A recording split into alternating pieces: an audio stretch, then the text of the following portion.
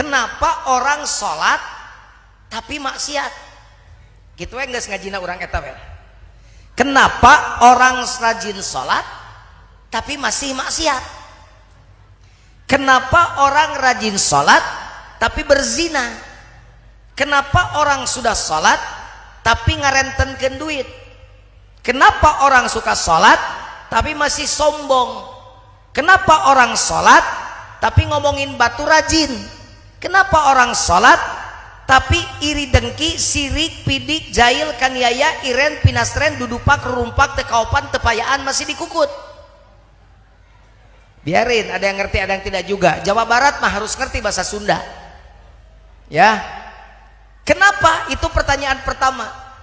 Padahal Allah berfirman, innas salata tanha 'anil fahsya'i wal munkar.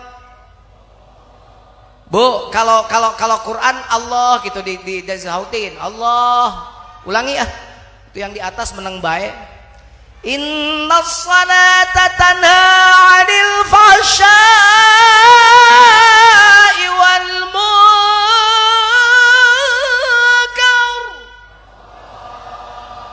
Mangkudan kawarung mayarshabun.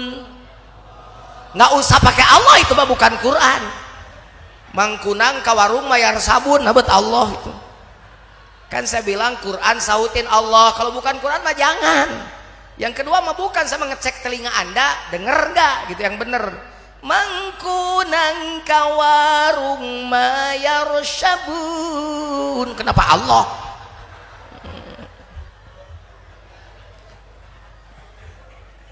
Inna sholata, sesungguhnya salat itu tanha 'anil fahsya'i wal munkar, mencegah perbuatan keji dan mung.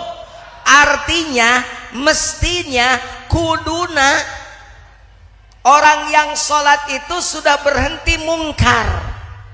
Tapi kenapa orang sholat mungkar dikerjakan, orang sholat sombong masih, orang sholat makan renten masih, makan riba masih, minjem ke bank emok biasa. Kenapa ibu ketawa? Pelaku ya, di belakang tuh pelaku ya. Minjem duit ke bank emok tiap hari berdiri saya berjanji.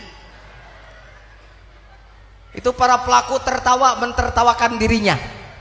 Ini mah saya bukan cerita orang sini, cerita orang sono. Cuman sekarang lagi pada di sini. Biarin Pak Jujun, ada kebutuhan, butuh jangan melanggar aturan Allah. Kalau butuh melanggar aturan Allah, maka Anda menambah dosa. Barang riba mah jangan dimakan, karena kata Rasul, Quran mah udah jelas haram. Kata Rasul, 1 dirham duit riba Anda makan, dosanya sama dengan berzina 36 kali. Hati-hati bapak-bapak nih suaminya, hati-hati tuh istrinya. Takut di belakang bapak minjem ke bank emok atau emang disuruh sama suaminya. Hati-hati, sama dosanya dengan berzina 36 kali. Dosa riba paling ringan kata Rasul, dosanya paling ringan dari dosa riba adalah sama dengan berzina dengan mertua. Nauzubillahi min dzalik. Hati-hati ya. Mendingan lapar daripada makan barang haram ya.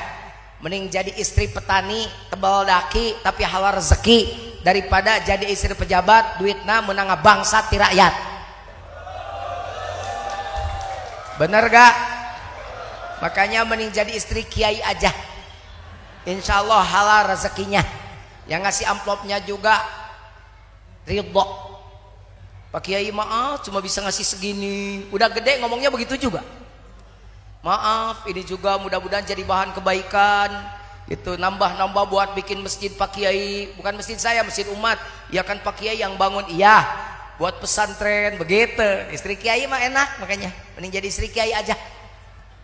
Siap daftar? Enggak, saya menolak pendaftaran karena saya tidak mau poligami, karena saya ngeri kalau poligami. Mending kalau istri kita ini memang sekarang tuh smart and beauty, cantik sekarang tuh, tapi lihat kalau anak istri kita empat-empatnya misalnya panjang umur, kebayang nggak kita nanti udah tua dikelilingi nenek-nenek 4, males nih. Makanya udah dah, Saya mah cukup satu saja, satu di Bandung, satu di Bekasi, satu di Bantar Gebang. Nggak, bercanda, just kidding. Saya sudah janji pada istri saya, demi Allah mama, saya tidak akan tergoda oleh nenek-nenek. Begitu. Subhanallah. Coba, sekarang orang sholat tapi larangan Allah dilanggar terus. Iya Pak Jujun, kan saya mau orang butuh. Pak Jujun ngomong gitu kan cukup duitnya. Kalau saya kan suaminya BP7, bapak pergi pagi-pagi pulang petang penghasilan pas-pasan. Pergi pagi pulang petang bawa duit cuma 10.000. Kacida piraku resiko ke dapur sapoe 10.000. Mana cukup atuh Pak Jujun? Cukup tuh bukan punya kita. Yang punya cukup itu Allah. Kenapa kau mendahului Allah? Suami pulang petang pergi pagi bawa duit 10.000. Mestinya Anda ambil tangannya, cium oleh Anda istrinya sambil mengucap terima kasih. Terima kasih bebek. Engkau sudah bekerja sehari penuh, kami sudah mendoakan dan seluruh anak-anakmu. Hasilnya cuma 10.000, nggak apa-apa, asal berkah aja dan halal untuk kehidupan kita. Begitu orang yang punya iman. Begitu nggak istri bapak? Dia tahu. Sekarang mau orang Bantar Gebang tuh matre-matre, orang Narogong tuh matre-matre, orang Cikiwul juga boro-boro kasih duit 10.000, telat uang belanja aja itu munggungin tidurnya. Ditoel sama suaminya, mah meneng kangen mau udah 2 minggu tahayang suaminya kan bingung, hardang gerah mama kenapa sih marah-marah? Mikir aja, mikir ya, mikir bingung. Bapak juga nggak kepikir kenapa mama ujuk-ujuk marah-marah. Oh, tangannya ujuk-ujuk ke belakang. Burung pipit buah kedondong, minta duit dulu dong. Suaminya pusing, kata suaminya, oh itu masalahnya. Burung pipit buah kedondong, jepit burungku dulu dong. Subhanallah, ngeri. Yang punya cukup tuh Allah. Cukup itu bukan jumlah tapi nilai. Jika cukup jumlah, kita lihat para pejabat di Jakarta sana duitnya udah ratusan miliar, tapi masih aja ngegarong duit rakyat. Gak ngerti saya. Apakah dia makan setiap sekali makan 1 miliar? Saya yakin gak begitu kan. Jadi apa sih, buat apa duit udah ratusan miliar, duit yang bukan haknya masih dimakan? Berarti bagi dia cukup itu ternyata bukan nilai tapi jumlah. Ternyata jumlah seberapa pun tidak cukup. Coba lihat orang tua kita zaman Breto. Ya zaman Breto, zaman dulu rumahnya kecil, biliknya bolong, kentengnya bocor, anaknya 4, yang 1, yang kedua baru pokoknya anaknya 4, masih kecil-kecil, kerjaannya serabutan, cuma kuli di pasar doang, kadang-kadang tukang nyangkul di kebun orang, petani penggarap di sawah punya orang. Tapi coba lihat, tenang saja, daripada makan haram aku lebih baik yang halal tapi berkah. Buktikan orang tua kita zaman Breto, anak yang 4-nya gede-gede, sehat-sehat, rumah tangganya aman tentram, ya sesekali bertengkar biasa saja, tapi nggak parah pertengkarannya. Tapi apa yang dilakukan? Karena mereka satu berdoa pada Allah dengan ikhlas, yang kedua ikhtiar dengan baik sekadar kemampuan dia, semaksimal mungkin sesuai dengan kapasitasnya. Hasil tawakal pada Allah. Makanya enak jadi orang tua dulu. Saya ini anak ke-8 loh, anak orang Kismin, bungsunya. Anak ke-8 Pak, makanya kalau tidak terlalu tinggi badannya, ini susu sisa ini. Kakak saya kan begini, masih begitu nyusunya.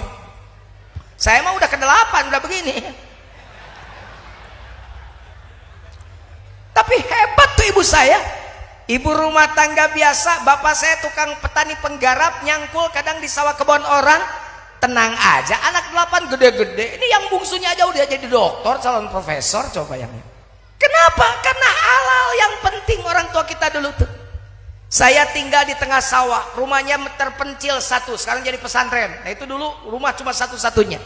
Itu ada orang yang suka menggembala itik, ya, meri tesok di angon ke sawah. Ceritanya pas pulang ibu saya menemukan telur bebek tuh satu. Beliau tidak berani menggoreng telur bebek itu meskipun beliau menemukan, tapi beliau datang dulu ke tukang ya yang punya itik itu. Mang Mimin, iya nok berina, ayah kapena ku ece di sawah. Kata yang Bang Mimin yang punya itik, wios atuh nyimas, biar atuh ibu, buat ibu aja, baru digoreng pakai tauco, dikocek biar banyak, dibagi ke 8 orang. Anaknya gede-gede, sehat-sehat, insya Allah soleh-soleh, karena dibentuk dari makanan yang halal.